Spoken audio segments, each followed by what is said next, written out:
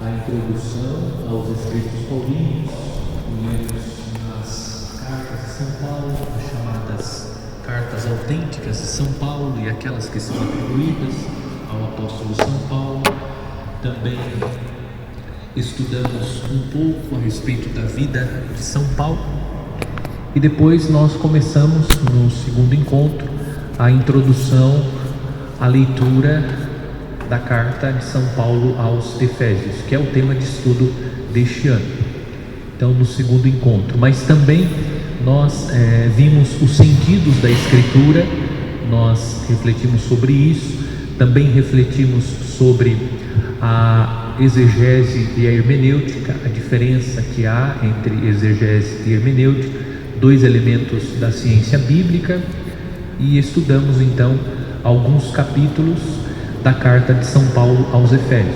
Então, precisamente nós já conseguimos ver no último encontro o primeiro, o segundo e também o terceiro capítulo, certo? Então hoje nós vamos começar, nós vimos o primeiro e o segundo capítulo, né? O terceiro nós começamos a ver o terceiro capítulo. Então hoje nós vamos para o terceiro capítulo, o quarto e o quinto e o sexto capítulo. Não são capítulos longos, então eu acredito que nós vamos conseguir com tranquilidade ler e comentar os capítulos, tá?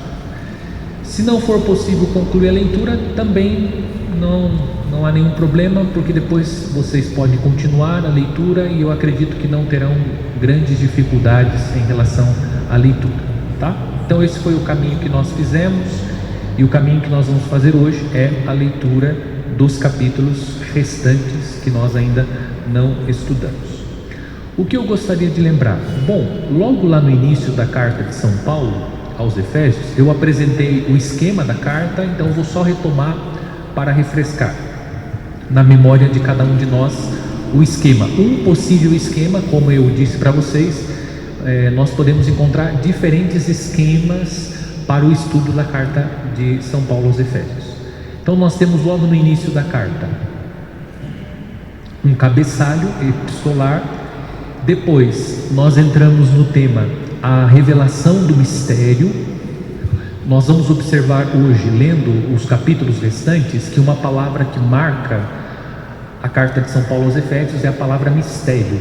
Então vamos hoje ver a que mistério São Paulo se refere, utilizando a palavra mistério. Então na primeira parte, que começa no capítulo 1 e se estende até o capítulo 3, versículo 21, nós temos como temática a revelação do mistério. Depois nós começamos um outro tema, a exortação para viver o mistério. Começa no capítulo 4, se estende até o capítulo 6, versículo 9. E por fim, o discurso conclusivo são os últimos versículos da carta de São Paulo. Estamos no capítulo 6, do versículo 10, se estende até o versículo 20, tá bom? Então hoje nós vamos concluir o primeiro tema, a revelação do mistério. Depois nós vamos entrar no segundo tema, a exortação para viver o mistério, e depois o discurso conclusivo, tá? Lembrando o tema da carta, então São Paulo está tratando nesta carta sobre a comum participação dos fiéis de origem hebraica e pagã na vida de Cristo e a comunhão eclesial. Então São Paulo está justamente tratando desse tema, o tema da comunhão entre os cristãos de origem hebraica, portanto judeus, e os cristãos de origem pagã, aqueles que são também chamados de gentios, e viver esta harmonia na comunidade eclesial, ou seja, a comunhão na igreja entre pagãos, aqueles que provêm do paganismo, aqueles que são considerados os gentios e também os judeus. Então viver esta harmonia, esta comunhão na comunidade, tá? Então esse é o tema, o assunto abordado.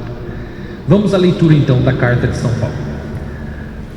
Aqueles que estão entrando na embarcação hoje, vocês também não vão ter dificuldade para ler os capítulos, mas perderam algumas coisas, né?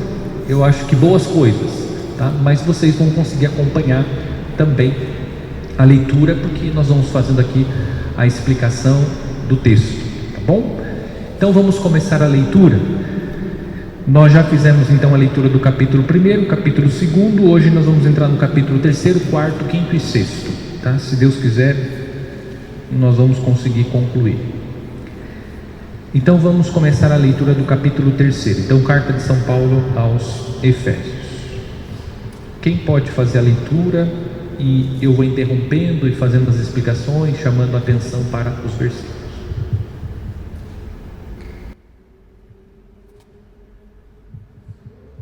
Pode. Não, só o texto mesmo.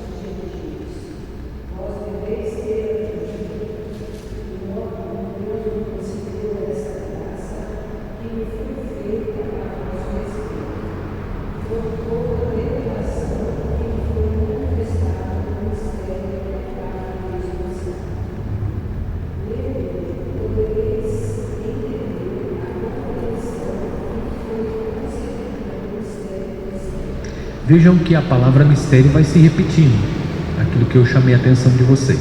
Pode seguir, Marta.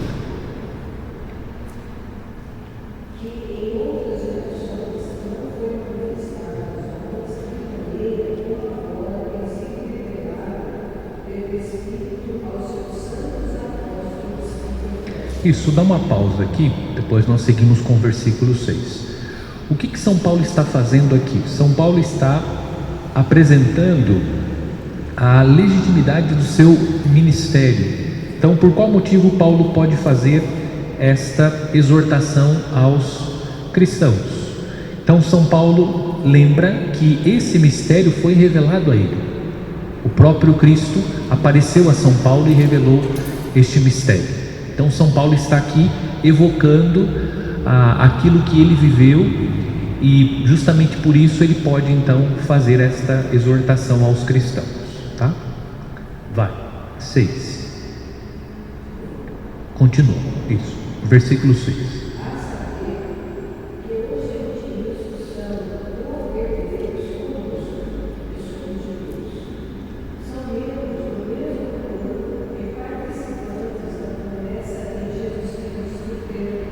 Isso, uma pausa aqui. Veja, aqui está a temática da carta.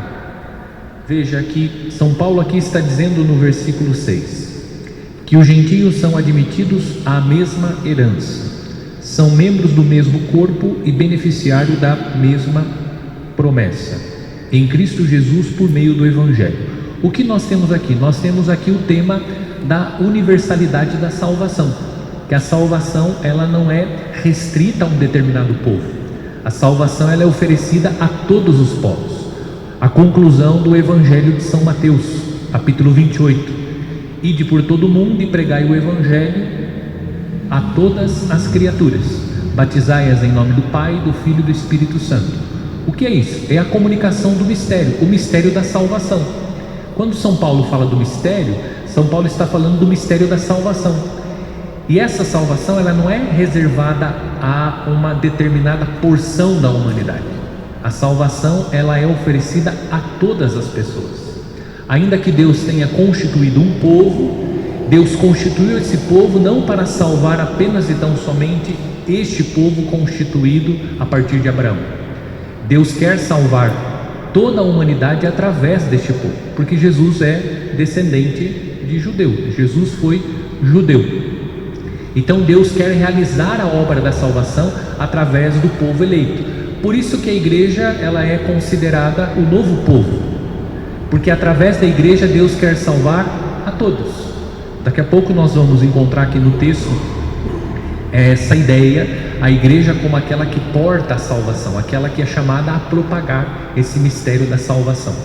A missão da igreja, a lei suprema da igreja é a salus animarum, ou seja, a salvação das almas. Essa é a missão da igreja. Então, a salvação. Então, a igreja, ela porta essa salvação para levar esta salvação a todos os homens, através da pregação do Evangelho. Então, a missão da igreja, ela consiste em pregar o Evangelho. Pregar o Evangelho aqui não simplesmente pregar, mas levar esta boa nova da salvação, pela celebração dos sacramentos, enfim, pelo anúncio da palavra, pela catequese, tá? O Evangelho é a boa nova. Então Jesus é o Salvador da humanidade. Essa é a grande mensagem que nós temos para oferecer a todos os povos. Aquilo que nós refletimos no último encontro, que eu falava sobre uma concepção errada que se tem hoje sobre missão, que você deve ir ao encontro das pessoas, você deve ir a uma tribo indígena, por exemplo, mas você não deve falar de Jesus Cristo, você deve respeitar a cultura que está estabelecida ali.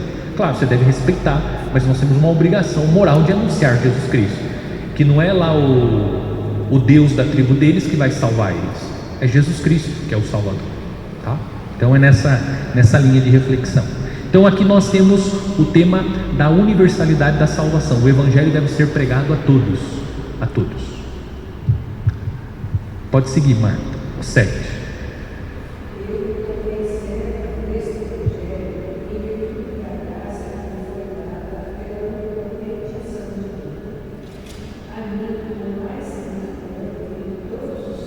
Lembram do conceito santo? O que significa? Nós falamos? Se lembram ou esqueceram? Sim. O que era mesmo? Sagrado, separado. Isso, a ideia do kadosh, que é a ideia do separado, do consagrado a Deus. Então São Paulo vai usando sempre essa expressão, né? Os santos são aqueles que são eleitos, são os consagrados a Deus.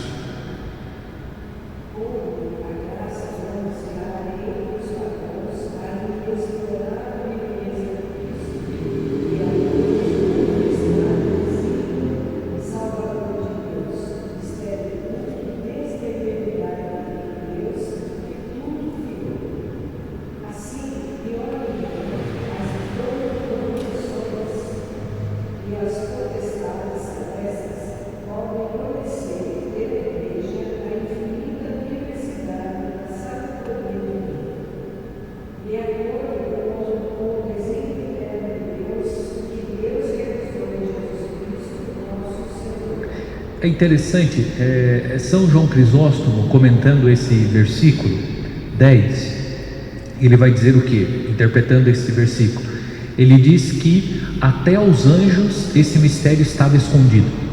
Então, assim como esse mistério foi revelado a nós, o mistério da salvação de todos, de toda a humanidade, através do mistério de Cristo, isso também estava escondido aos anjos.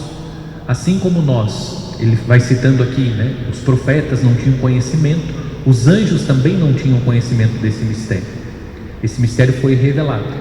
Tanto que na anunciação, o anjo vai dizer que a São José, que Jesus será o Salvador do seu povo. Percebe a mentalidade restrita em relação ao mistério da salvação? O seu povo, o povo de Judá é o povo judeu. Então, os anjos também não tinham essa ainda visão, esse conhecimento sobre a obra da salvação, a universalidade da salvação. A salvação é para todos. Essa é a interpretação que São João Crisóstomo faz do texto. Porque aparece aqui, né, as potestades, então os seres angelicais, tá?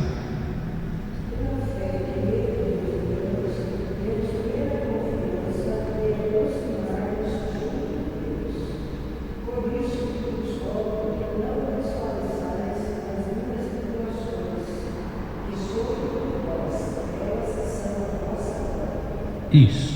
Então aqui São Paulo está justamente falando sobre a universalidade da salvação. A salvação é oferecida a todos. Não há segregação. Não há uma seita fundada por Cristo que receberá a salvação. Não. Cristo veio para salvar todos e o conhecimento desse mistério deve ser dado a todos. Que Deus quer a salvação de todos. Que Ele veio para salvar a todos, sem exceção. Todos serão salvos? Aí já não sabemos. Provavelmente não, porque a salvação também passa pela abertura de coração. Então alguns poderão negar a salvação. Até existia uma discussão em torno da tradução, na consagração, né? Fala derramado por todos.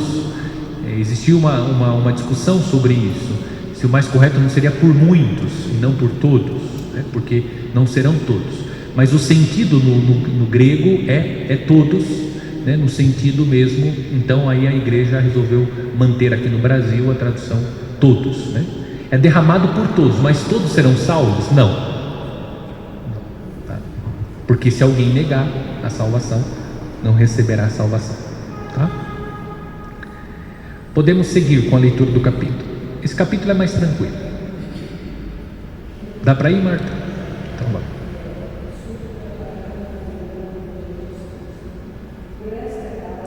Nunca, desculpa, mas é importante dizer, nunca a gente lê título, tá? Porque o título não tem problema, mas porque o título não é a palavra de Deus, né? Só para a gente saber, eu até agradeço por isso, porque os títulos que aparecem aqui é só uma indicação para facilitar a leitura, mas não é palavra de Deus, tá? Então na leitura da palavra de Deus a gente não lê o título, bom? Tranquilo.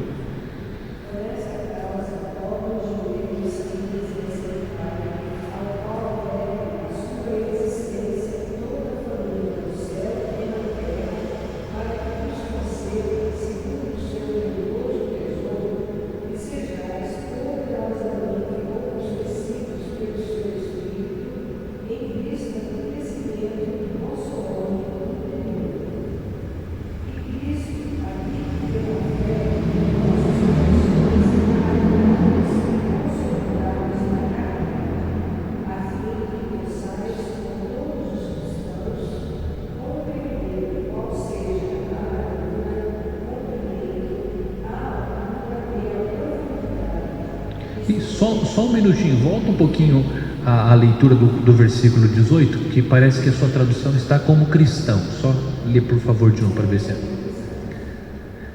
certo. Olha para vocês observarem que a tradução, a minha aqui está santos, a de vocês está como? Santos, está vendo? Então acaba sendo aqui um sinônimo, né? O cristão vem de Cristo, e o Cristo é o ungido de Deus, né? A unção também lembra o quê? Consagrado, né? A consagração. Veja que no batismo nós ungimos, né, a criança, né? Na crisma somos ungidos, na ordenação somos ungidos, lembrando a nossa consagração a Deus, tá? Só para chamar a atenção. Ali da Marta, qual que é a sua tradução? Cristão? Nossa, que Bíblia que é essa? Ave Maria? Não, a tradução, qual que é a editora? É da Ave Maria? Ah, da Ave Maria. Eu achei que era a tradução cristão, eu não conheço essa. A tradução do termo é. Tá bom, pode seguir.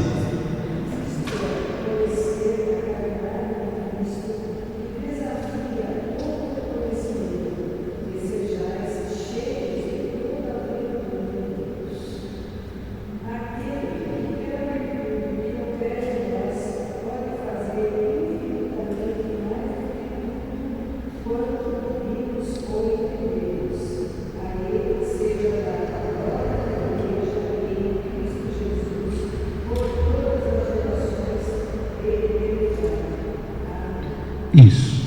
Olha só que bonito esse penúltimo versículo, o 20. Então, aquele que tem o poder de realizar por sua força, agindo em nós, infinitamente mais que tudo que possamos pedir ou pensar. Interessante, porque Deus pode fazer muito mais do que aquilo que nós podemos pedir e pensar. Então veja que por mais que nós procuremos imaginar aquilo que Deus pode fazer, Deus pode fazer sempre muito mais do que aquilo que nós podemos imaginar. E depois termina então essa parte da carta, que é então a revelação do mistério, com a chamada doxologia, tá? Isso aqui, o versículo 21 é uma doxologia. A Ele a glória na igreja e no Cristo Jesus por todas as gerações, pelos séculos dos séculos. Amém, tá? E agora começa o segundo tema, que é a exortação para viver esse mistério da salvação. Então, como viver esse mistério da salvação? Como chegar ao mistério da salvação?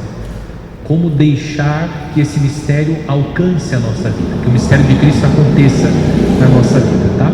Então agora os capítulos são mais interessantes ainda. Quem pode nos ajudar aí com... Aqui então nós temos a conclusão da chamada parte doutrinária. Então São Paulo está justamente apresentando essa doutrina, a salvação que é para todos. Então o mistério é o mistério da salvação de todos, judeus e gentios, todos podem chegar à salvação. Agora o 4 é a exortação para uma conduta digna. Quem pode nos ajudar? Vai, Marli, por favor.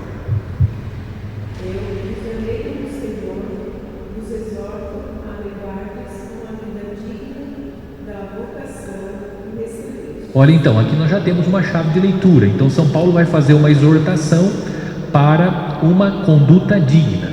Então ele exorta os cristãos para que eles possam ter uma conduta digna, compatível com o Evangelho, com o mistério da salvação. Lembrando que essa exortação é para viver o mistério. Então como é que você vive o mistério? Como é que você é alcançado pelo mistério? Tendo uma conduta digna.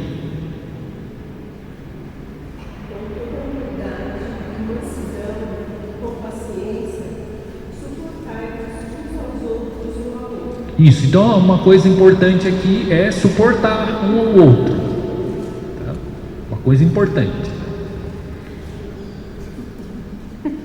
Solícitos em guardar a unidade do Espírito pelo vínculo da paz. Isso, penso que é uma coisa que está faltando bastante nos dias de hoje, essa solicitude em guardar a unidade do Espírito pelo vínculo da paz, né? As pessoas querem logo partir para a ignorância. Então, boa noite. Pode seguir, por favor. Estamos no capítulo 4 da carta, tá? Estamos fazendo a leitura. Há um só corpo e um só Espírito, como também é uma só a esperança a qual fostes chamados. Há um só Senhor, uma só fé, um só batismo. Isso, pausa aí. Aqui tem um versículo chave, tá? Para que vocês possam contestar uma prática de forma genérica protestante. O que eles fazem de forma genérica? O que eles fazem? A pessoa sai da igreja católica batizada. O que eles fazem? Eles não são da Escritura. A própria Escritura está dizendo que há quantos batismos? Um só batismo. Um só batismo. Por isso que a igreja católica, se o seu Antônio era evangélico desde sempre e foi batizado na igreja evangélica e decide ser católico, a igreja católica batiza novamente a pessoa? Não. Se o batismo dele é válido, foi um batismo na igreja cristã, ou seja, uma igreja que professa a fé na Trindade, ele foi batizado com água e usando a fórmula trinitária, ele não é rebatizado. Por quê? A igreja acolheu o que São Paulo ensinou, há um único batismo. Então não há sentido em fazer um rebatismo. Tanto que a igreja é muito prudente em relação à recepção de novas pessoas, ou mesmo quando as pessoas têm dúvidas sobre o seu batismo. Aqui se refere a isso, a não batizar a pessoa novamente. Você só faz o batismo, ou mesmo o batismo sob intenção, quando existe uma dúvida mesmo. Se não há dúvida sobre a validade daquele batismo, se não há dúvida que aquela pessoa foi batizada, batismo válido. Então a igreja é muito reticente em relação a administrar um batismo. Por quê? Porque há um único batismo. Mesmo que a pessoa tenha sido batizada em outra comunidade eclesial, comunidade cristã, claro, você precisa verificar qual foi a fórmula usada, a fórmula trinitária. O que foi dito? Pai, Filho e Espírito Santo, ok. Foi água? Foi água, ok, batismo válido, beleza. A pessoa é só adscrita à igreja católica, ela é recebida na igreja católica e ela passa a ser um católico, por um rito de recepção, mas não há mais a administração de um novo batismo, porque há um único batismo, tá?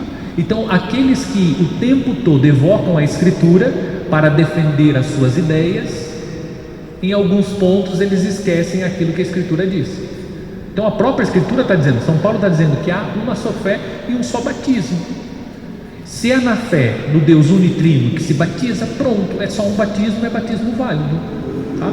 Isso serve também porque às vezes algumas pessoas ficam com dúvidas. Eu já encontrei pessoas assim, por alguma razão aquela criança foi batizada em casa, foi batizada no hospital pelo vô, pela avó, pela madrinha, ou mesmo pelo pai, pela mãe, um perigo iminente de morte. Depois a pessoa fica com dúvida da validade do batismo. Se a pessoa fez o batismo usando a fórmula trinitária, a água, mesmo que a pessoa não tenha fé, seja um ateu, mas ele tem o desejo de fazer o que a igreja faz, ok, batismo válido, tá? Só se existe uma dúvida sobre a validade, uma dúvida muito plausível. Do contrário, não se faz um novo batismo.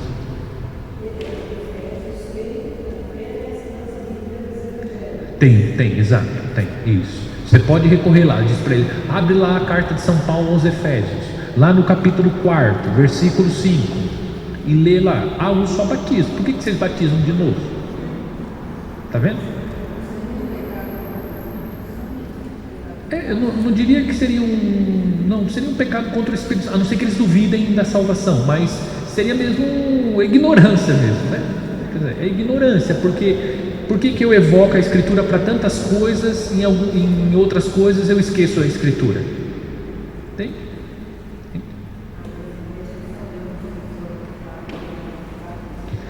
Porque eles entendem que aquele batismo para eles não faz sentido, né? Enfim, eu penso que é por pura ignorância, não no sentido de, porque a blasfêmia contra o Espírito Santo é você recusar a salvação, é você não querer a salvação, entende?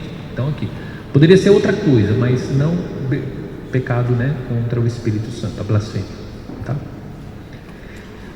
Ficou claro? Então esse é um versículo importante para a gente entender por que a Igreja Católica não rebatiza ninguém, porque São Paulo diz que só há uma fé e um só batismo. Então você foi batizado em nome da Trindade Santa? Fui, então essa é a fé professada pela igreja, ok. Agora se vem uma pessoa, por exemplo,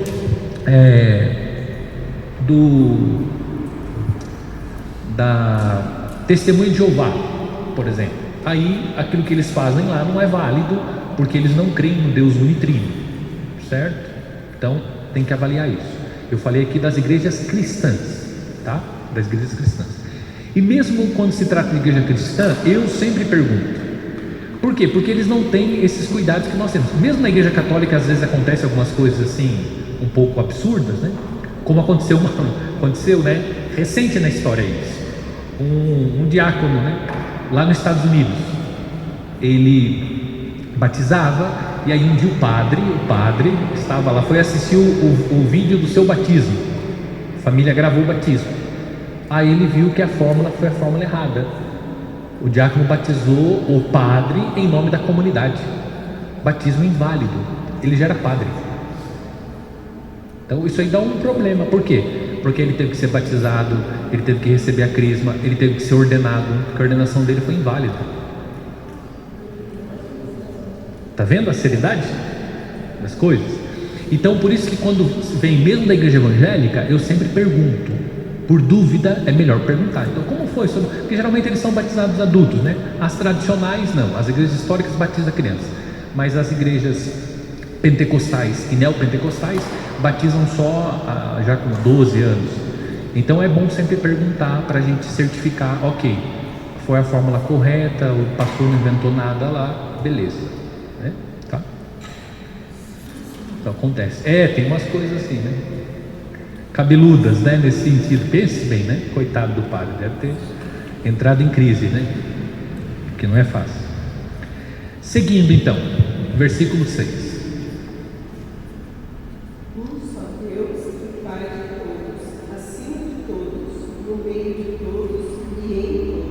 Claro que isso também é muito importante para aqueles que estão vindo do paganismo.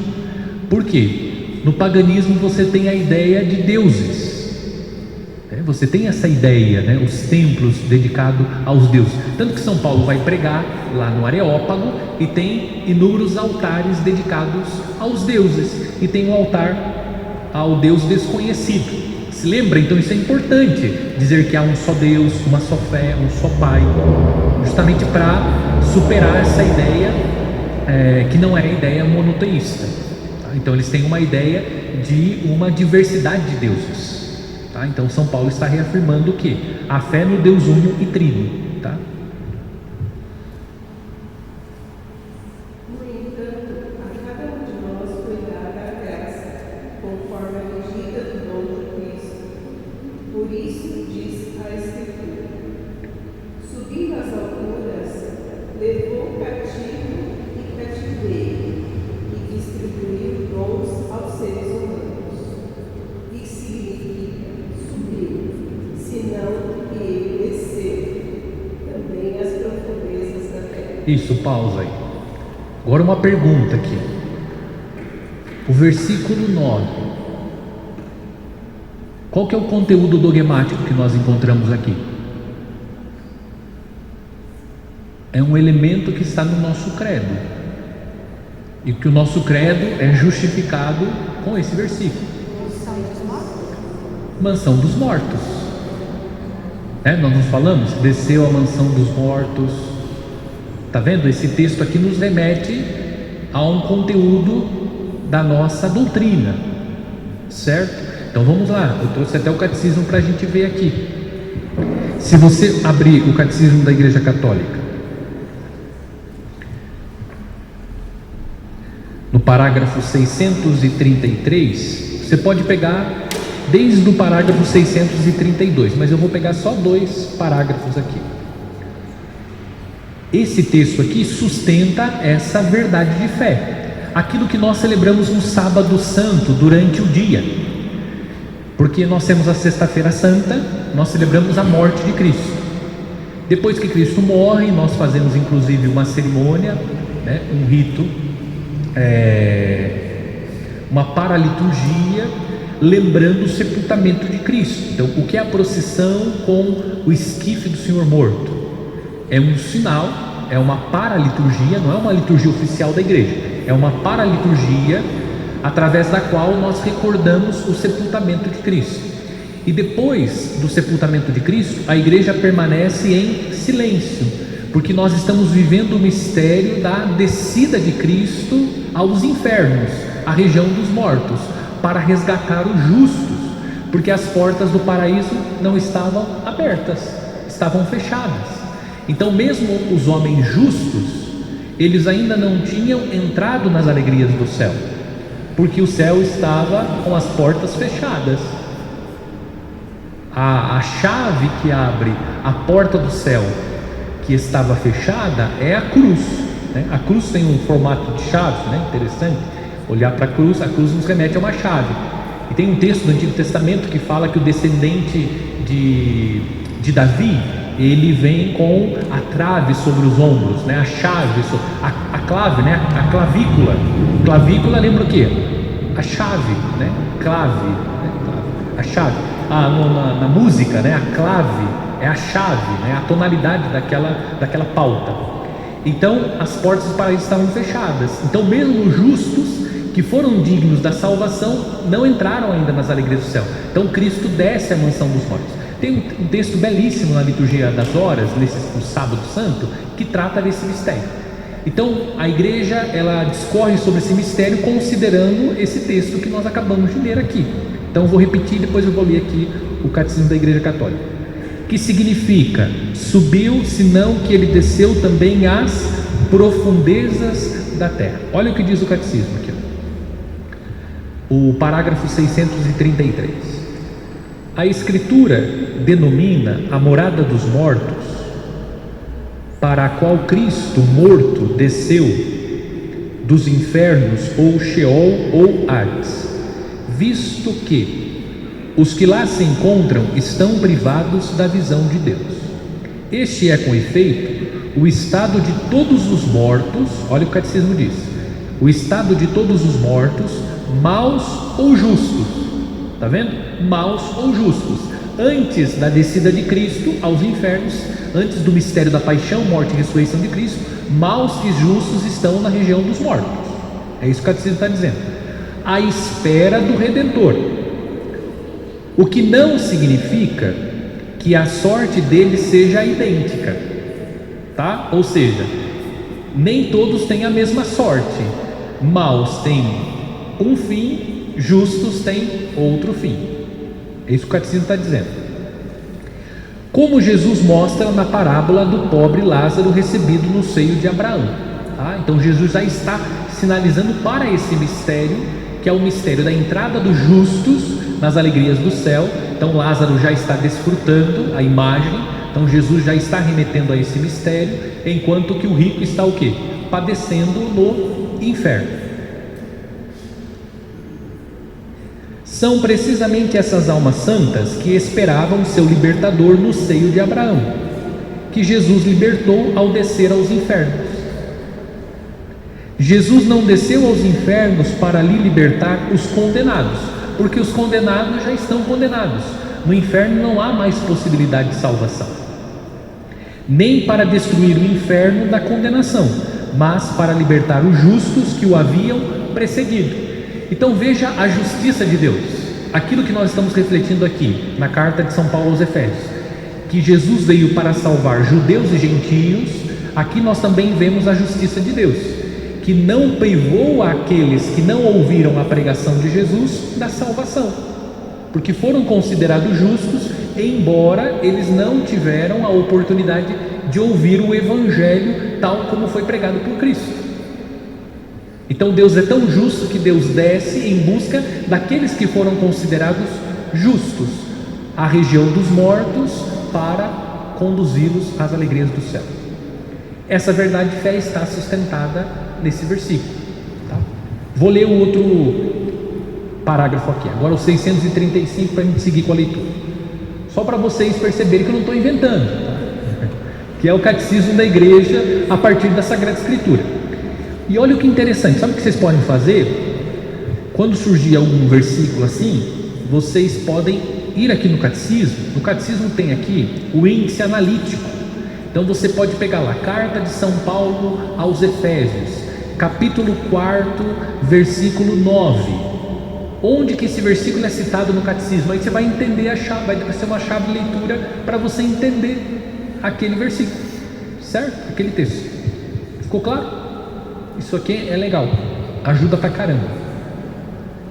35 então, 635, o parágrafo do catecismo, sobre o mesmo tema. Cristo desceu, portanto, à profundeza da terra. Aqui no rodapé ele está citando justamente esse versículo, tá? Se você olhar aqui no texto, no rodapé ele está citando Efésios capítulo 4, versículo 9. A fim de que os mortos ouvissem a voz do Filho de Deus, e a escutando, vivessem. Jesus, o príncipe da vida, participou da mesma condição para destruir com a sua morte aquele que tinha o poder da morte, isto é, o diabo. Assim libertou os que por medo da morte passavam a vida toda sujeitos à escravidão. A partir de agora, Cristo ressuscitado tem a chave da morte e da morada dos mortos, e em nome de Jesus todo joelho se dobre no céu, na terra e abaixo da terra, tá? É um versículo importante também. Por quê? Porque aqui nós temos um versículo que sustenta uma verdade de fé, que Jesus desceu à mansão dos mortos, tá? Então essa história de que as pessoas estão dormindo não é verdade. Tá? A doutrina protestante, ela trabalha justamente essa ideia de que todos estão dormindo e com a vinda gloriosa de Cristo todos irão ressuscitar. Não, Jesus desce à mansão dos mortos para resgatar os justos que já estavam esperando o Salvador para entrar nas alegrias do céu. Portanto, quando você morre, você passa pelo juízo particular e, considerado digno da salvação, você já entra nas alegrias do céu. Porém, o que está dormindo é o corpo. Isso sim, o corpo será ressuscitado, por isso a ressurreição da carne, mas a alma é imortal, portanto a alma já tem a graça de contemplar a face de Deus, tá? Aí vem aqui o juízo particular e depois o juízo universal, com o qual coincidirá a ressurreição da carne, tá? Então o que morre, né? Já falei isso tantas vezes o que morre é o corpo, né? A carne, mas a alma é imortal. Então ela passa pelo juízo particular, tá? Ok? Então esse versículo aqui é um versículo importante. Pode seguir.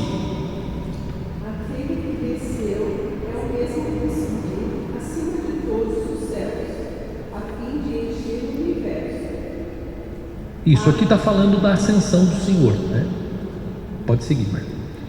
A alguns ele concedeu serem apóstolos, a outros profetas, a outros evangelistas, a outros pastores e mestres. Isso, pausa. Esse versículo 11 aqui, ele é um versículo que também ilumina a organização da igreja. O que nós temos aqui? O que nós temos aqui? Isso. E qual que é a palavra que lembra a organização da igreja? Eu vou ler de novo aqui, ó. A alguns ele concedeu serem apóstolos, a outros profetas, a outros evangelistas, a outros pastores e mestres. O que nós temos aqui? Uma diversidade de ministérios, sim, mas a forma de organização, o que nós temos aqui? A hierarquia. Está vendo? Então essa organização hierárquica da igreja, considerando a diversidade de ministérios, ela tem uma fundamentação bíblica. Tá? Então a forma como a igreja se organiza hierarquicamente, ela tem um fundamento bíblico. Aqui é um fundamento, nós podemos encontrar outros fundamentos. O próprio Jesus deixa muito claro que Pedro, ele é o primeiro entre os iguais. Depois a igreja expressa dessa forma, né? Que Pedro é o primeiro entre os iguais. Isso está muito claro.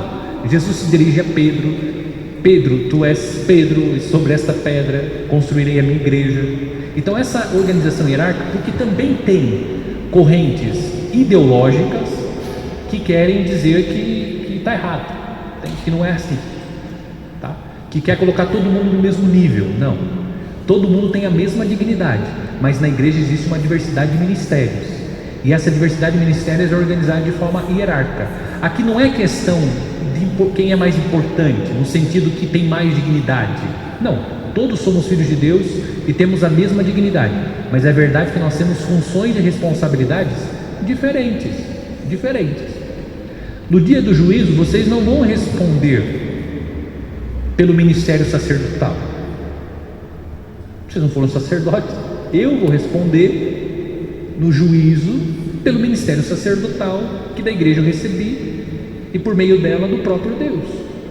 Vocês vão responder pelo ministério leigo, pelo ministério de pai, de mãe. Então há uma diferença, tá?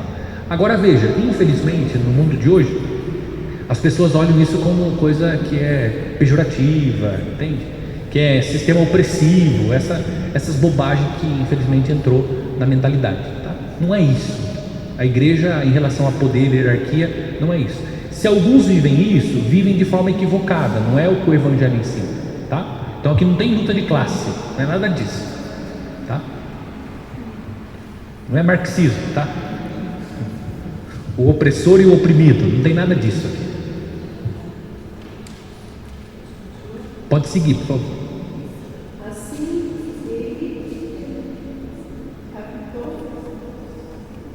capacitou os santos para a obra do ministério, para a edificação do corpo de Cristo. Isso, então veja que aqui todos os ministérios, eles estão direcionados para a edificação do corpo de Cristo.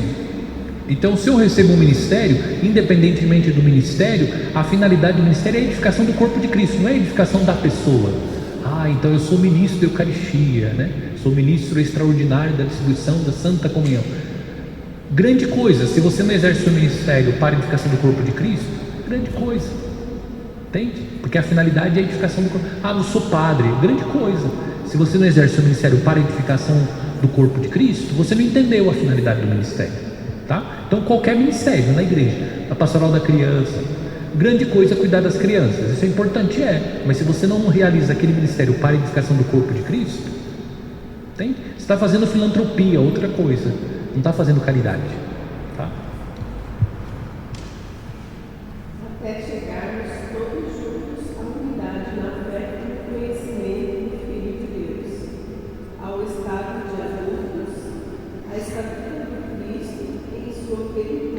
Veja aqui que São Paulo não está jogando confete em ninguém, né? No sentido, dizendo que esse ministério é mais importante, os outros não, nada disso, tá? Ele está com muita lucidez apresentando que há uma diversidade, a igreja se organiza de forma hierárquica, a finalidade de todos os ministérios é a edificação do corpo de Cristo e pronto, não tem nada de frescura. Então, não seremos mais como crianças, entregues ao sabor das ondas e levados por todo vento de doutrina, ludibriados pelos homens e por eles, com astúcia, induzidos ao erro. Isso, são os falsos profetas. Ao contrário, vivendo segundo a verdade, no amor, cresceremos sobre todos os aspectos em relação a Cristo, que é a cabeça. É dele que o corpo todo recebe coesão e harmonia, mediante toda sorte de articulações, e assim realiza o seu crescimento, construindo-se no amor, graças à atuação devida de cada membro. Isso, então a cabeça do corpo é Cristo, o corpo cresce graças à presença da cabeça, que é Cristo Jesus, e a coesão, a unidade, a comunhão, os membros alcançam em Cristo Jesus. Então quem preside a igreja é o próprio Cristo Jesus. A igreja é de Cristo, tá? A igreja é de Cristo. Prova disso é a própria história da igreja, tá? É a própria história da igreja. O que mais talvez indique que a igreja é divina é a própria história da igreja, porque tantos homens fizeram tanta bobagem no seio da igreja e a igreja continua viva. Veja uma empresa aí, se alguém fala uma bobagem, quebra a empresa na hora.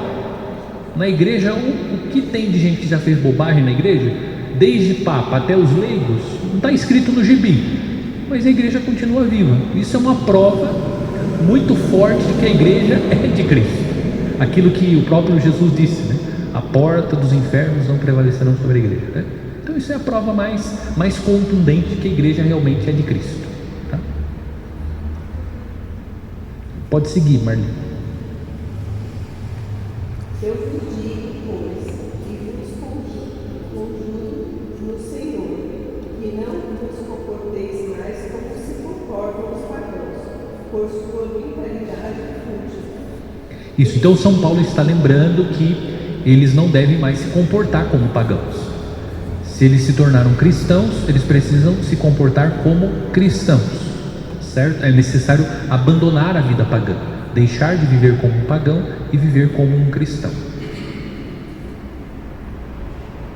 Eles têm a inteligência escurecida e são alheios à vida de Deus, por causa da ignorância produzida neles pela dureza de seus corações. Com sua consciência encotada, entregaram-se à devassidão, praticando avidamente toda sorte de impureza. Quanto a vós, não foi assim que o Cristo vos foi ensinado. Se é que ouvides falar dele, e nele fostes instruídos conforme a verdade que há nele, em Jesus. Precisais deixar a vossa antiga maneira de viver e despojar-vos do homem velho, que vai se corrompendo ao sabor das paixões enganosas. Precisais renovar-vos pela transformação espiritual de vossa mente e vestir-vos do homem novo, criado à imagem de Deus, com verdadeira justiça e santidade. Então o que São Paulo está dizendo? Que é inconciliável a vida pagã com a vida cristã. Se você decide ser cristão, você precisa abandonar a vida do pagão. Então são coisas inconciliáveis, não é possível você fazer uma conciliação, vida pagã e vida cristã, porque são coisas antagônicas. Se você decide seguir Jesus Cristo, você precisa viver uma vida cristã, em conformidade com os ensinamentos de Cristo. Se você não deseja ser um cristão, você vai viver como um pagão. Então é necessário tomar uma decisão. Aqui aparece a palavra mente. é preciso renovar-vos pela transformação espiritual de vossa mente. É a palavra conversão, né? É a mudança de mentalidade. A palavra no grego, ela nos remete justamente a isso, a metanoia, né? É a mudança da mente, mudança de mentalidade. Que conversão para nós aqui, né? Então, por exemplo, eu posso fazer uma conversão. Então, eu estou roubando com essa mão. A minha conversão vai ser: eu vou começar a roubar com essa, né? Não adianta. Não é conversão de mão. Eu preciso fazer uma mudança de mentalidade. Eu vou deixar de roubar. É mudança de mentalidade, tá? Essa é a proposta do Evangelho, da pregação. Mudar a mentalidade. É a mudança de rota, né? A mudança de... Pecado é errar o alvo, né? A hamartia significa você errar o alvo. Então, é mudar, fazer esta mudança para acertar o alvo, né? O alvo é a busca pela vida eterna, tá? Vai. Portanto, em vós todos ouviram quando tira, cada um diga a verdade ao seu próximo, pois somos membros uns dos outros. Isso, aqui eu coloquei o seguinte: aqui nós podemos pensar assim, nós vamos encontrando agora regras práticas para a sadia e edificante convivência entre nós. E olha que versículo bonito e desafiador ao mesmo tempo, ser colocado em prática. Olha o que São Paulo está dizendo: portanto, deixando a mentira, que cada um diga a verdade ao seu próximo, pois somos membros uns dos outros. Então, o que São Paulo está dizendo? Que a nossa relação, ela precisa ser pautada na verdade, né? Dizendo uns para os outros. Veja que a intenção aqui não é destruir o outro, humilhar o outro, constranger o outro. A intenção é edificar o outro, porque nós somos membros do mesmo corpo, do corpo místico de Cristo, tá? Então aqui nós temos uma regra prática para a sadia e edificante convivência. Eu penso que aqui tem dois desafios. O primeiro desafio é a coragem de dizer, e o segundo desafio é a humildade para ouvir. São dois desafios para todos nós, tá? Seguindo.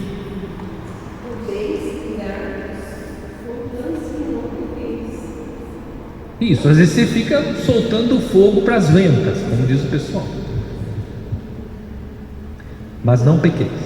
Não se ponha o sol sobre vossa ira, e não deis nenhuma chance ao diabo. Olha que interessante. Então a ira, ela abre portas para que o diabo entre na nossa vida. Entre na nossa vida. Então é importante que a gente não durma com o coração irado. É isso que São Paulo está dizendo aqui, ó.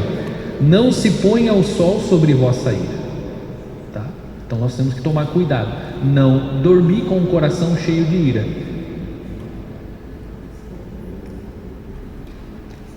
Pode seguir. O que roubava não roube mais, pelo contrário, que se afadige no trabalho manual, honesto, de maneira que sempre tenha alguma coisa para dar aos necessitados. Olha que interessante aqui também São Paulo. São Paulo não gosta dos folgadinhos, não. Em outro texto São Paulo vai dizer: quem não trabalha não come. Então São Paulo não aceitava muito, usando a linguagem bem clara aqui, os vagabundos não, né? São Paulo diz que tem que trabalhar, tá? Mas olha que bonito aqui. Eu penso que o mais bonito aqui é que São Paulo está apresentando qual é a finalidade do trabalho também. São Paulo vai dizer aqui, ó: para que tenha o que repartir com o necessitado. Então o trabalho não é apenas e tão somente para que nós tenhamos uma vida digna, mas para que nós possamos viver a caridade, repartindo com aquele que não tem o necessário. Bonito isso. A finalidade do trabalho também é uma finalidade caritativa, de poder repartir com o outro aquilo que eu tenho, tá? Eu acho que também foi um pouco sentido. Para de reclamar, para da sua parte. Isso é. Seguindo com os conselhos de São Paulo. De vossa boca não saia nenhuma palavra deliciosa, mas somente palavras boas, capazes de edificar e de fazer bem aos ouvintes. Isso, aqui também a gente pode pensar, né? Algumas pessoas falam assim, não, tudo bem, falar palavrão não tem problema. Veja que São Paulo está dizendo que da nossa boca, como cristãos, devem sair palavras boas, né? Fala a palavra de malícia, mas a gente pode também aqui, como São Paulo diz, que somente saiam dos lábios palavras boas. Então o palavrão é sempre uma palavra ruim, por isso que nós não devemos fazer uso desse tipo de palavra, porque como cristãos, dos nossos lábios devem sair palavras boas, palavras que edificam. E depois nós não podemos esquecer que a palavra ela tem um poder criador. É muito interessante observar que a nossa palavra, ela tem um poder, a palavra tem um poder criador, e nós, como imagem e semelhança de Deus, também temos o dom da palavra. É próprio de Deus falar. Deus disse, faça-se a luz, e a luz se fez. Então veja que a palavra tem um poder criador. Então se eu digo uma palavra boa para a Natália, isso vai provocar algo bom nela. Se eu faço uma ofensa à Natália através da palavra, isso vai provocar algo ruim nela. Então a palavra tem um poder criador. A palavra tem um poder criador. Por isso que uma palavra sobre a vida de um filho, né? A palavra de uma mãe sobre a vida de um filho tem um poder muito grande, de um pai tem um poder muito grande, né? Mas a nossa palavra ela tem um poder de gerar coisas boas e coisas ruins. E é assim mesmo, às vezes você ouve alguma coisa de alguém, a pessoa nem percebeu, mas aquilo te machucou, né? E vice-versa, às vezes a gente diz uma coisa, para a gente está tudo bem, mas para a pessoa não está, né? Então tem que tomar muito cuidado, porque a nossa palavra ela pode ser boa, mas pode ser ruim também. Um conselho de São Paulo. Seguindo.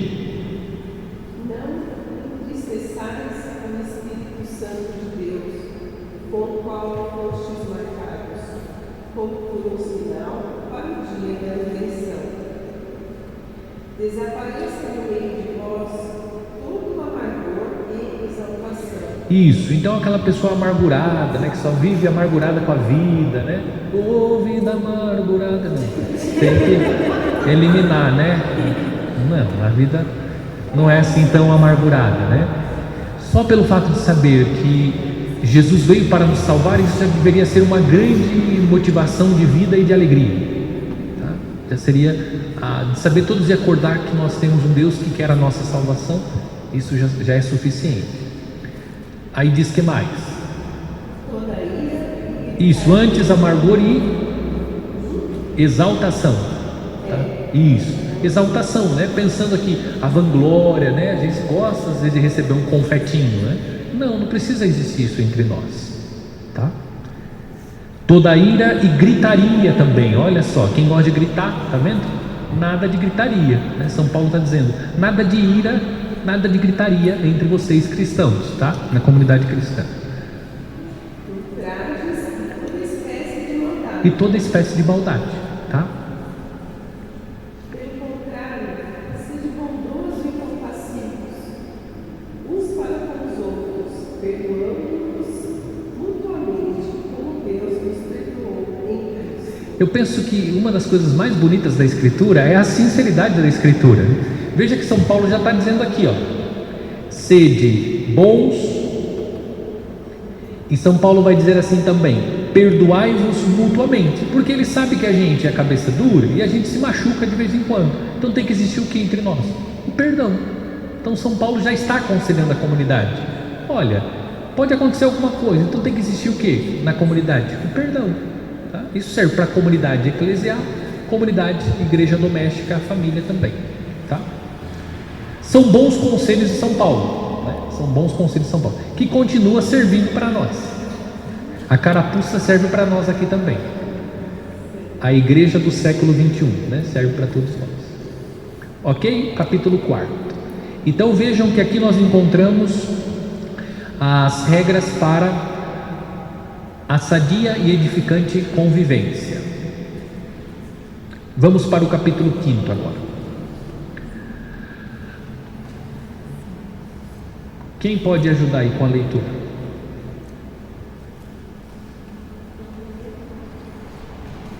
Pode ler, por favor.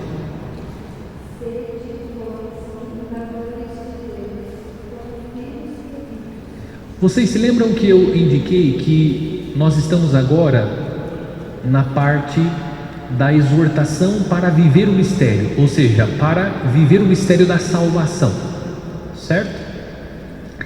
E agora aqui o capítulo 5 começa assim: sede, pois, imitadores de Deus como filhos queridos. Então nós devemos viver como filhos de Deus. E interessante porque lá em Mateus no capítulo 5, Jesus também vai dizer assim: sede perfeitos como o vosso Pai Celeste é perfeito. Sede de novo, né? O ser perfeito como vosso Pai Celeste é perfeito. Ou seja, nós precisamos viver como filhos de Deus, como filhos obedientes de Deus. Isso nos possibilita participar do mistério da salvação. Aqui nós podemos evocar inclusive a parábola do Pai misericordioso. Quando o filho volta, o pai dá ao filho toda a dignidade que ele já tem e que nunca perdeu. Nunca perdeu, né? No fundo, aquilo que Deus nos dá, não perdemos. Então, quando Deus vai colocando o anel, quando, né, o pai, que é figura de Deus, coloca o anel, as sandálias, a túnica, está dizendo que você não perdeu a dignidade de filho. Você é meu filho e eu trato como tal, tá? E é assim que Deus nos trata, como filhos, filhos amados. Vai, Silvio.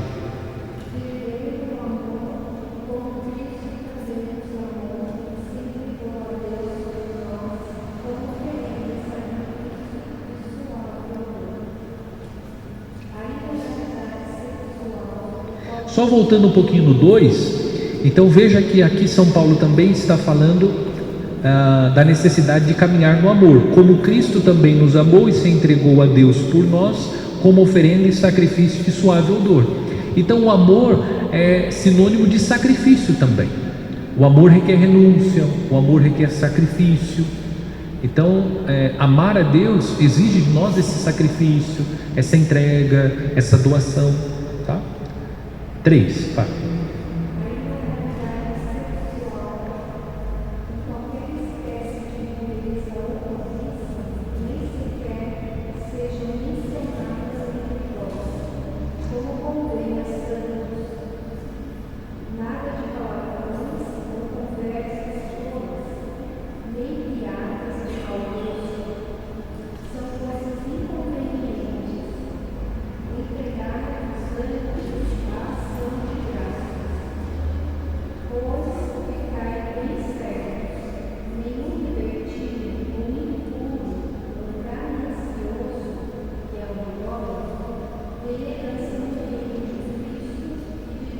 Isso, eu deixei que ela lesse os 3 versículos porque eles estão na mesma linha de raciocínio.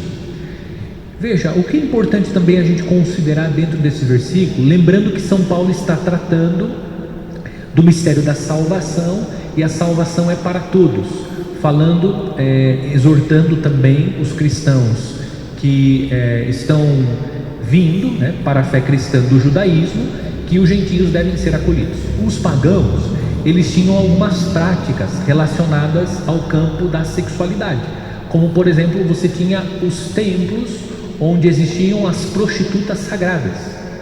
Então nesse campo da moralidade, a vida sexual era uma vida bastante desregrada. Então São Paulo está advertindo que também nesse campo, nesse aspecto da vida, aqueles que se convertem ao cristianismo precisam ter uma reta conduta. Então São Paulo está fazendo uma advertência sobre isso. Não é possível mais, né, viver essas práticas que são próprias da vida pagã. É necessário romper também com essas práticas, tá? Então aqui uma orientação no campo da moralidade, da moral sexual, tá? E é interessante ali na tradução da Sirley, traz de forma um pouquinho diferente, né? Fala de piadas, né? Fala um pouquinho. Que tradução que é a sua? CNBB? É uma tradução um pouco mais antiga. Seguinte.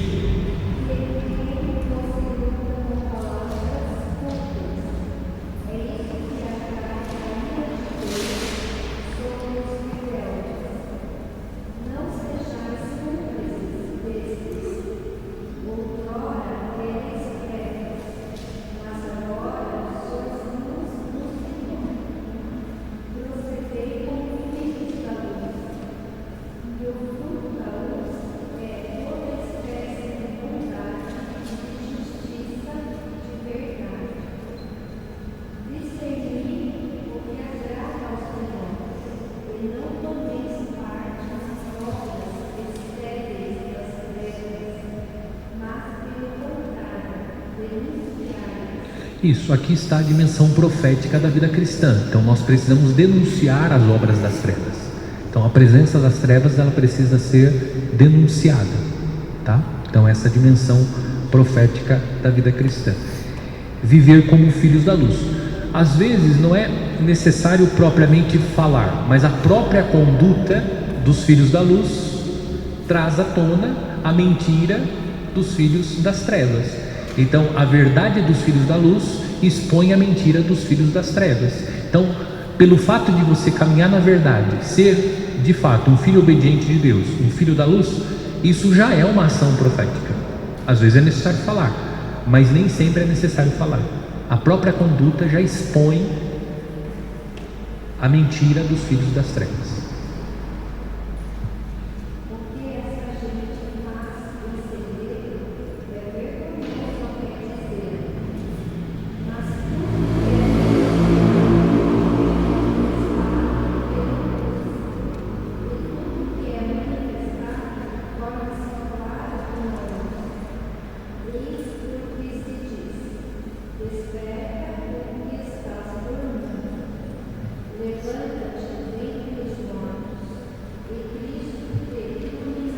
Isso, aqui aparece a palavra despertar.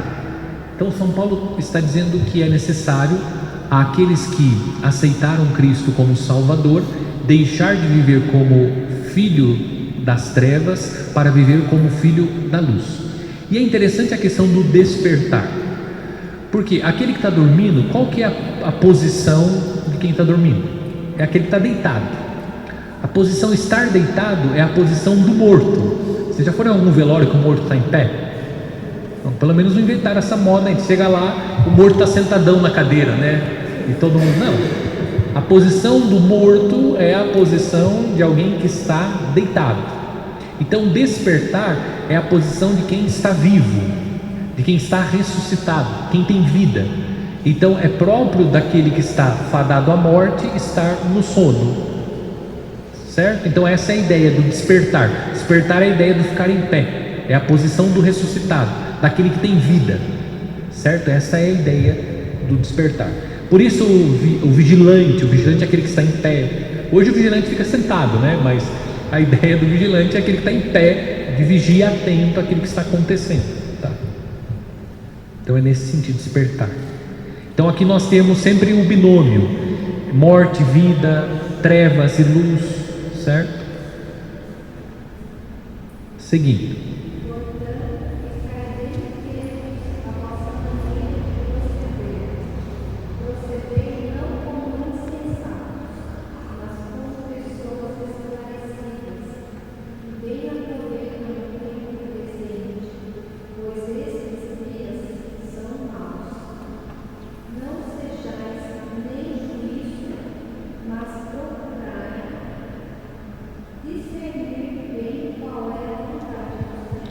Isso, então a palavra discernimento. É importante discernir bem o que é a vontade do Senhor, porque nem tudo é a vontade de Deus.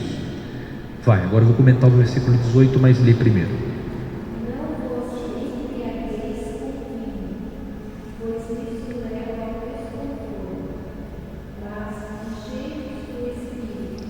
Veja, o versículo 18 fala da embriaguez. Tá? Então uma coisa é o pecado da embriaguez. E por que a embriaguez é um pecado? São Paulo está dizendo aqui, ó, porque leva ao descontrole. Você deixa de ter o controle, certo? E quando você deixa de ter o controle, muitas coisas ruins podem vir à tona. Então você fica descontrolado, né? E você pode cometer muitas coisas que não são coerentes com o Evangelho, tá? Então veja que São Paulo aqui não é contra, a Escritura não está contra o consumo moderado da bebida, não é isso, mas a embriaguez é um pecado. Então uma coisa é o consumo moderado da bebida, outra coisa é a embriaguez, porque a embriaguez causa o descontrole, tá? É disso que eu falo. Porque nós católicos não somos puritanos, tá? Tem gente aqui que fala que você não pode tomar nada, não é isso. A Escritura é contra a embriaguez que provoca o descontrole, tá? Isso é uma coisa. Então a gente sabe por que a embriaguez é um pecado.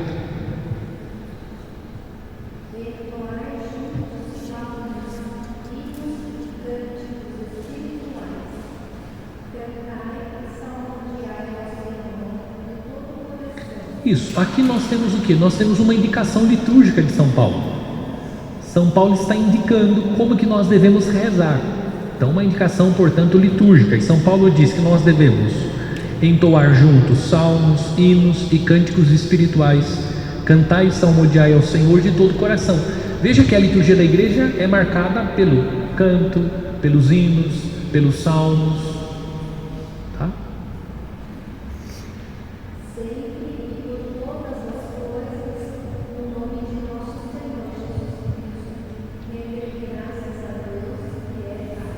Isso, vejam que a dinâmica da oração litúrgica da igreja, via de regra, é essa dinâmica. Observemos a oração eucarística. A quem é dirigida a oração eucarística? O padre está falando com quem na oração eucarística? Com Deus, sim, com Deus. Mas com qual pessoa da Santíssima Trindade? O Pai. O Pai. Na oração eucarística o padre ele fala com o Pai, por Cristo na força do Espírito Santo. Essa é a dinâmica que São Paulo está dizendo aqui, ó, que nós devemos dar graças a Deus sempre e por todas as coisas, gente. Não é só pelas coisas boas, por todas as coisas. Pelo dedinho que a gente bateu na quina da cama, que dá vontade de sair gritando pela rua. Agradecer a Deus, obrigado por esse dedinho, por esse pezinho que deu vontade de gritar. Está vendo? Por todas as coisas. E aí São Paulo diz: no nome de nosso Senhor Jesus Cristo, rendei graças a Deus que é Pai. Tá? Então a dinâmica da oração litúrgica da igreja, via de regra, ela é dirigida ao Pai por Cristo na força do Espírito Santo. Porque como nós não sabemos pedir, nos ensina a Escritura, quem que nos ensina a pedir? O Espírito Santo. O Espírito Santo, ele vem em socorro da nossa fraqueza. Tá? Agora mais conselhos aqui. Agora tem bons conselhos aqui para os casais. Então prestem bem atenção aí, as mulheres e os homens e também os filhos.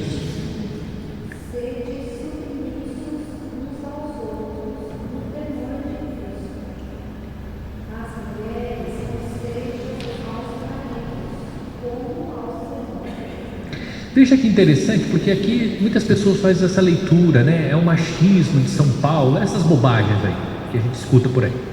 Mas veja que o texto começa assim, ó: sede submissos uns aos outros. Uns aos outros, tá vendo? Quer dizer, uma submissão. Aqui a gente deve entender na leitura, submissão aqui não no sentido de ser subalterno, mas estar um a serviço do outro, né? Ser submisso é estar em favor da missão do outro. Então eu sou submisso a Rose, eu estou a favor da missão da Rose, nesse sentido, né? Não ser contra a sua missão, ser um cooperador, um colaborador da missão, tá? Pode seguir, daí começa, 22. Volta no 22, por favor.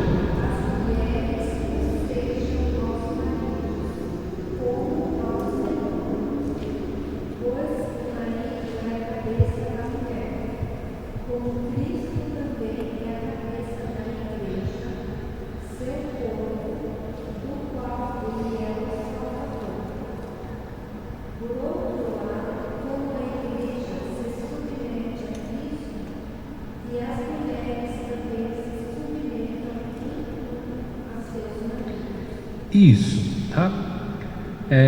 Veja, aqui a gente pode parar a leitura do texto e só pensar, nossa, como São Paulo, né, foi assim, bastante machista. Eu não me submeto ao meu marido de forma nenhuma, essas coisas todas, né?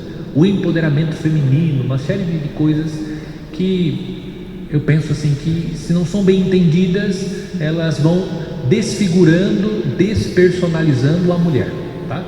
Imagine, a mulher tem toda a dignidade, deve ser respeitada. Não é nada disso que o texto está falando, tá? É nesse sentido, de submissão, de entender que a sua missão, como você se casou, quem mandou você se casar? Você quis se casar, então você deve viver o matrimônio. E o matrimônio implica o quê? A submissão. Submissão nesse sentido, que a minha missão, ela está a favor da missão do meu esposo. Mas vamos olhar aqui que São Paulo diz para os maridos também, que as pessoas esquecem de ler os outros versículos, que São Paulo foi duro tanto quanto com as mulheres. Eu acho que foi mais difícil para os homens aqui do que para as mulheres, eu acho. Vai.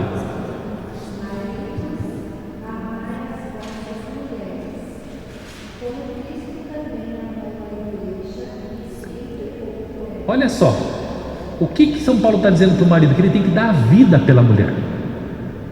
Então eu penso assim, mulheres, o marido que é capaz de dar a vida por você, você não vai ser submissa a ele? Entende? Mas aí tem que entender a lógica do matrimônio, né? Se você não entende o sentido do matrimônio, o que acontece hoje, Rose, é que as pessoas se casam, mas elas não sabem o que o matrimônio é. Entende? Aí elas vivem mal o matrimônio, elas falam contra o matrimônio, mas porque elas não sabem o que o matrimônio é. Elas não sabem viver o matrimônio, certo? Sim, ele deve, isso é uma obrigação dele, é o que São Paulo está dizendo. Como cristão, ele é chamado a dar a vida, é isso que São Paulo está dizendo, ele tem que dar a vida pela esposa, se for necessário. Por isso que a ideia, o marido é aquele que defende a sua casa, e se for preciso ele dá a vida para salvar sua esposa, seus filhos. Agora, todo marido vai fazer isso? Bom, não sei, mas se ele não fizer isso, ele não está cumprindo a missão dele, entende? É isso que eu estou falando. E isso, claro, essa é a ideia do matrimônio, entende? O marido como aquele que provê nesse sentido também, de defender a sua casa, né? O marido é a figura, via de regra, como eu falei, que infelizmente hoje, quando você começa a tratar desses temas, mesmo nós que estamos inseridos na igreja, se nós não temos essa sensibilidade, você vai olhando tudo isso como algo que é ultrapassado, porque você não entende a lógica das coisas, entende? Então, quer dizer, a figura do marido, qual que é? É a figura que passa segurança para a sua casa, entende? Quer dizer, o próprio vigor físico do marido, né? Veja aqui, deixar bem claro, porque talvez na mentalidade de alguns tudo isso seja um absurdo, mas é no sentido assim, fisicamente, o homem é mais forte que a mulher, fisicamente. Se você pega um trabalho mais pesado, a mulher, ela tem mais dificuldade. Tem muitas mulheres que são exceção, que tem mais, via de regra, o homem naturalmente é mais forte. Significa que ele é superior à mulher? Não é nesse sentido, mas é pela sua própria missão, que é a missão de defender a sua casa, de dar a vida pela sua esposa, de defender os seus filhos. É nessa perspectiva, tá? Então, exatamente, sim, são os desafios, né?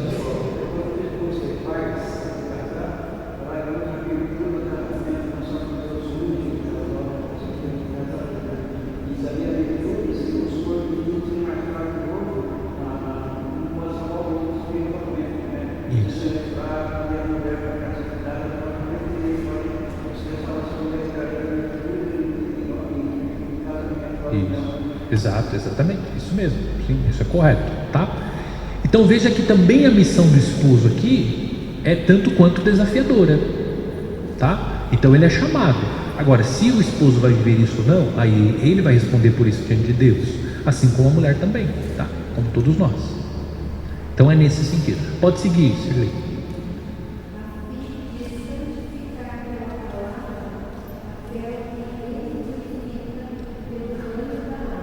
Veja que a relação de Cristo, né, só para esclarecer, a relação de Cristo com a igreja não é uma relação de opressão, né, no sentido que Cristo maltratou a igreja, não é nada disso. Então São Paulo está dizendo que a inspiração do esposo para viver a sua missão como esposo é Cristo. Então é nele que você deve se espelhar. Como Cristo trata a igreja? É assim que o esposo deve tratar a esposa. Como que a igreja serve Cristo? É assim que a esposa deve servir o marido. A submissão nesse sentido, que a sua missão está ordenada para a missão do esposo, tá? É nessa perspectiva. Vai, Sirlei.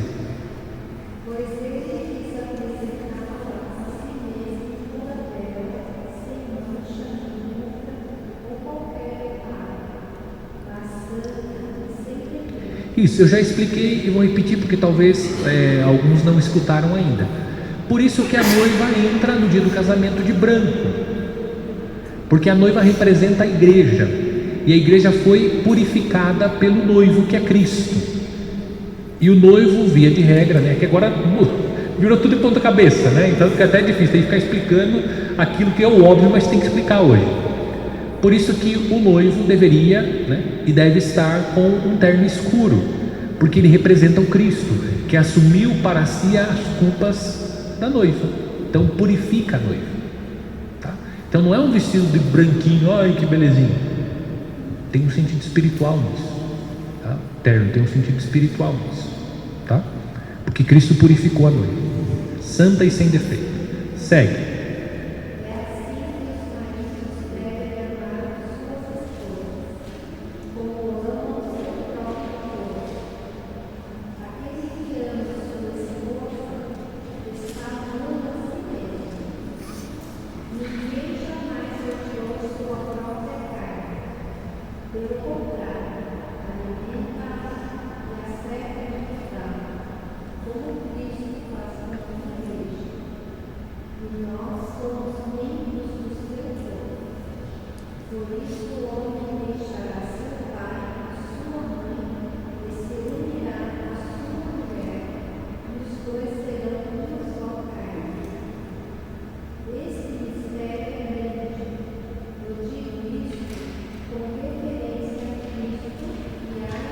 Então tá vendo? Aqui São Paulo já está indicando uma missão que vocês casados receberam, que é de ser um sinal visível pela união de vocês, da união de Cristo com a sua igreja, que é a esposa, tá?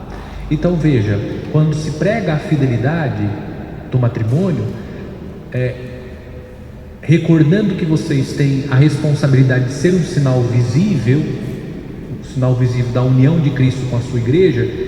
Assim como Cristo não é infiel à igreja, o esposo não pode ser infiel à esposa, a esposa não deve ser infiel ao seu esposo, tá? No sentido espiritual. Então no matrimônio de vocês precisa ser visto a união de Cristo com a igreja, tá? E é tão bonito quando você encontra, eu acho mais até tocante, porque parece que para a mulher, a mulher tende a fazer isso com mais facilidade, pelo próprio espírito materno, né? Graças a Deus, vocês têm mais facilidade para fazer isso. Mas quando você encontra, por exemplo, um homem que fica ao lado da sua esposa na doença, cuidando dela, né? Como isso é tocante, né? A esposa também, mas como eu falei, vocês são mais sensíveis para essas coisas. O homem parece que é mais insensível, né? Mas é alguém que entendeu a lógica do matrimônio, entendeu? É alguém que entendeu a lógica do matrimônio. Vai.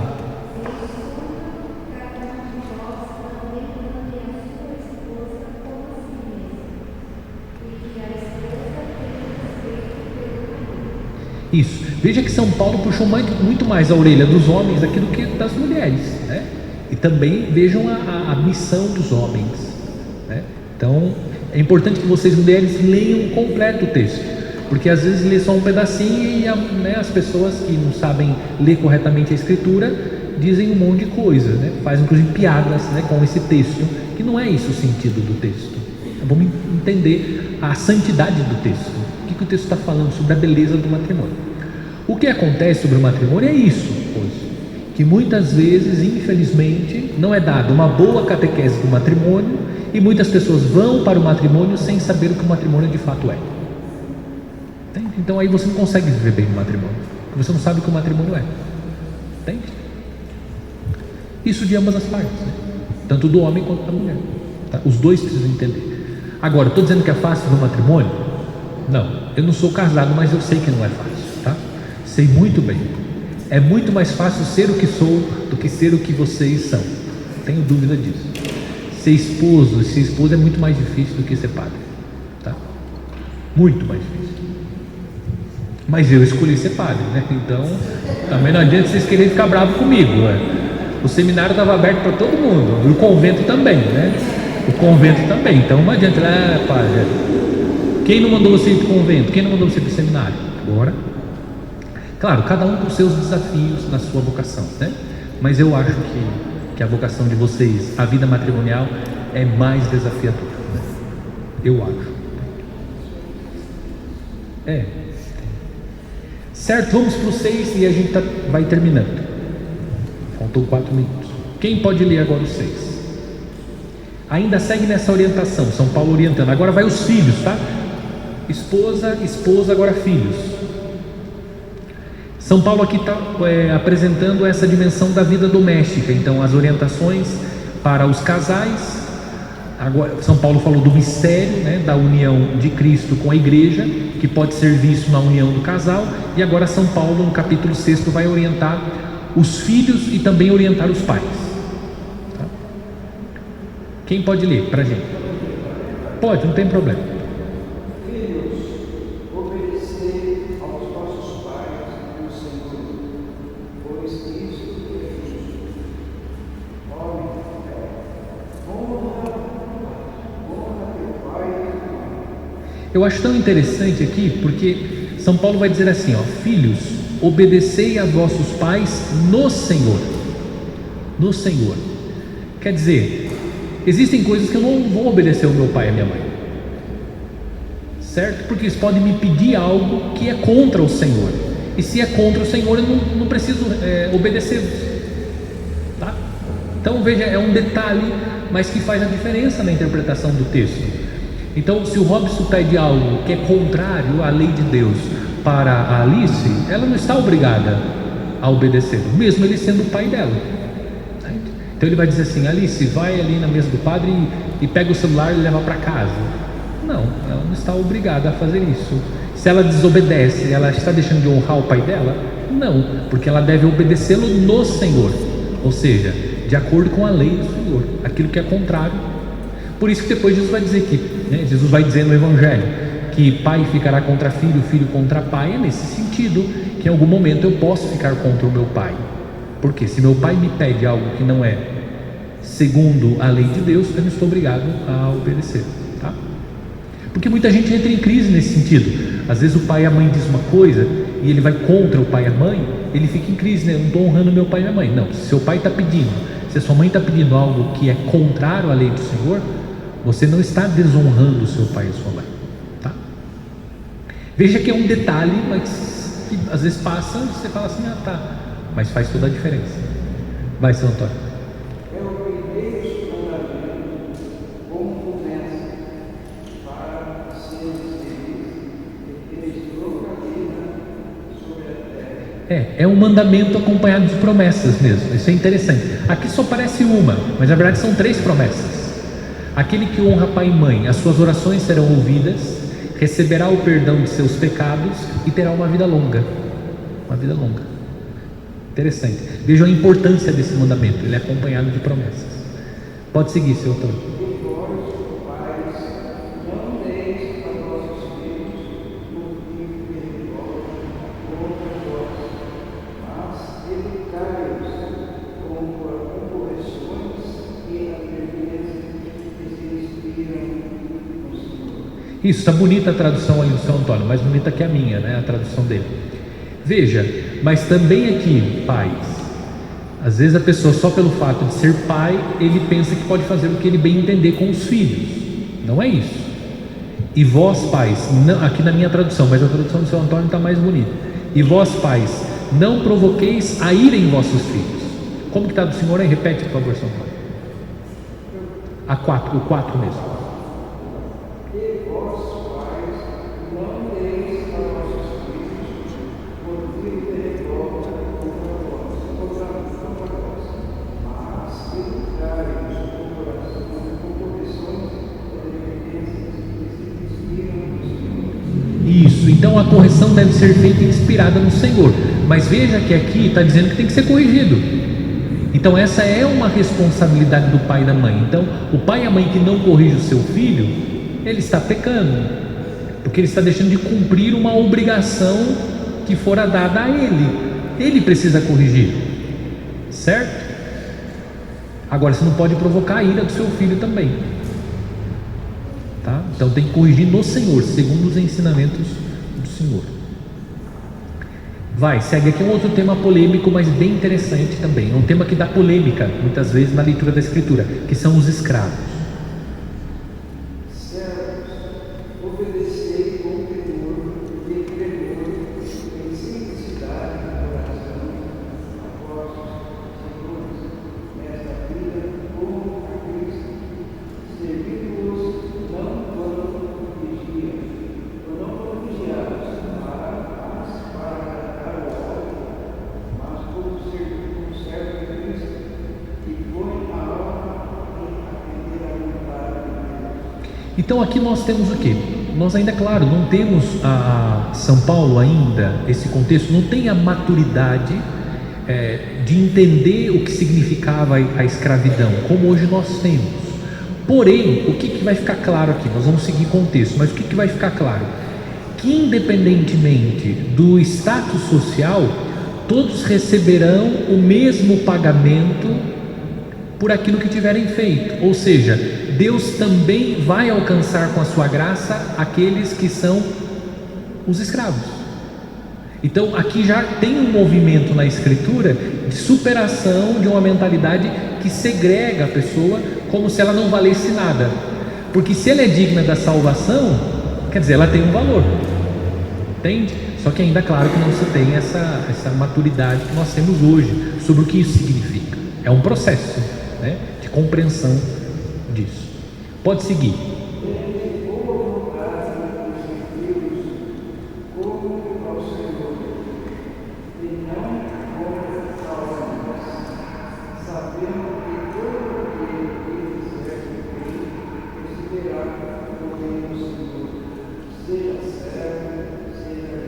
Olha que interessante, seja servo ou seja livre, todos receberão um bem do Senhor por aquilo que tiverem feito, tá? Isso significa o quê? Que os escravos poderão chegar à salvação, tá? Porque receberão de Deus um bem, tá?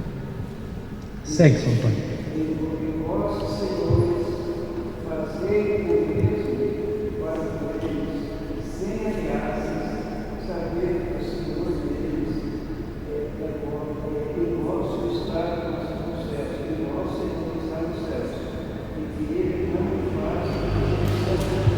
Isso, está vendo? Quer dizer, não há acepção, aos olhos de Deus não há acepção de pessoas, independentemente da função que ele ocupa na sociedade, ou seja, do seu status social, todos podem chegar à salvação, porque Deus não faz acepção de pessoas. Então aqui já há um movimento de mudança de mentalidade em relação a essas pessoas que viviam, infelizmente, essa situação, né, na história da humanidade, tá?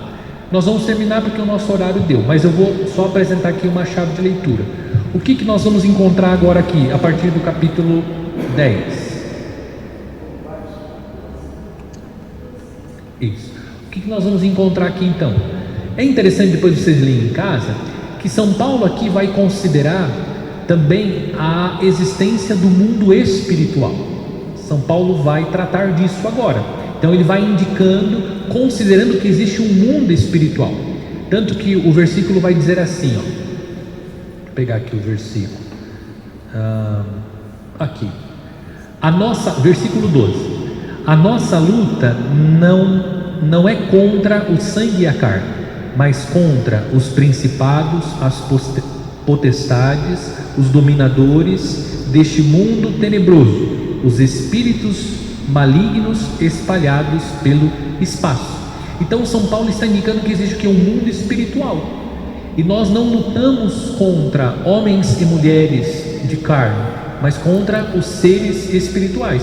Então São Paulo está indicando, porque vocês vão ouvir discurso: não, o diabo não existe não, negócio de exorcismo, isso aí é bobagem, tá? Vocês podem encontrar vocês dentro da igreja, gente dizendo isso, e não é verdade. Pela própria escritura e o magistério da igreja, a tradição da igreja ensina que isso não é verdade, tá? Então existe um combate espiritual também.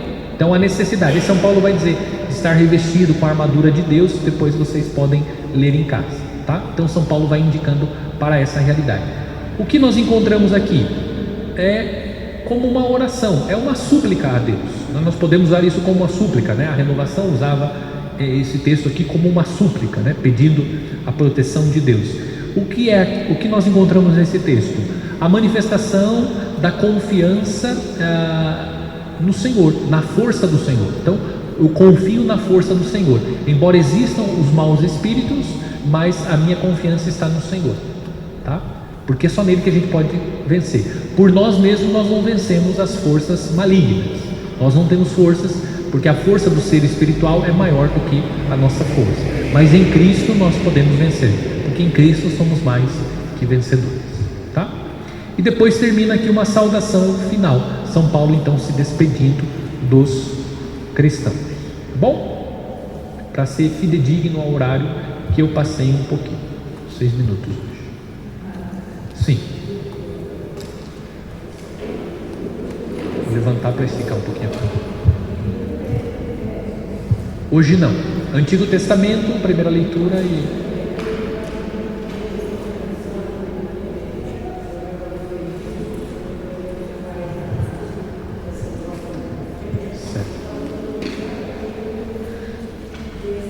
Esse capítulo 6.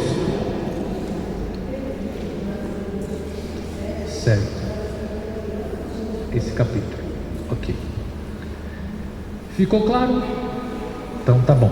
Espero que tenha sido edificante, que essa caminhada que nós fizemos, aqueles que conseguiram participar todos os dias, aqueles que conseguiram participar 1, 2, 3, ou 4 dias, que tenha sido edificante. E acima de tudo que tenha despertado em cada um de nós um amor cada vez maior pela Escritura. Então veja a riqueza da Escritura. E quando nós fazemos essa leitura mais compartilhada, fica muito mais rico, né? A gente vai descobrindo ali elementos do texto que nos ajudam, tá? O que vocês têm que ter lá em casa, né? Quem não tem ainda tem que ter o catecismo, tá? Isso aqui é o obrigatório. Todo católico tem que ter o catecismo da Igreja Católica em casa, tá? Então isso aqui vocês têm que ter. Ajuda bastante. Como eu falei, você pode consultar o índice analítico. Vamos rezar então para a gente. Agradecidos ao bom Deus que nos deu a graça de viver esse tempo de formação, bendizendo a Deus pelos encontros que realizamos durante os 4 meses, estudando a carta de São Paulo aos Efésios e pedindo ao Espírito Santo de Deus que continue despertando no nosso coração o desejo, o interesse, mas sobretudo o amor pela Sagrada Escritura, para que estudando, lendo, rezando e meditando a Sagrada Escritura, nós possamos nos aproximar cada vez mais de Deus e colocar em prática os seus ensinamentos. Pedimos tudo isso a Jesus, através da intercessão de Nossa Senhora, rezando: Ave Maria, cheia de graça, o Senhor é convosco, bendita sois vós entre as mulheres, bendito é o fruto do vosso ventre, Jesus. Santa Maria, Mãe de Deus, rogai por nós, pecadores, agora e na hora de nossa morte. Amém. O Senhor esteja convosco. Pela intercessão de Santo Afonso Maria Ligório, cuja festa hoje celebramos, abençoe-vos Deus Todo-Poderoso, Pai e Filho e Espírito Santo. Amém. Deus abençoe então a todos. Até a próxima.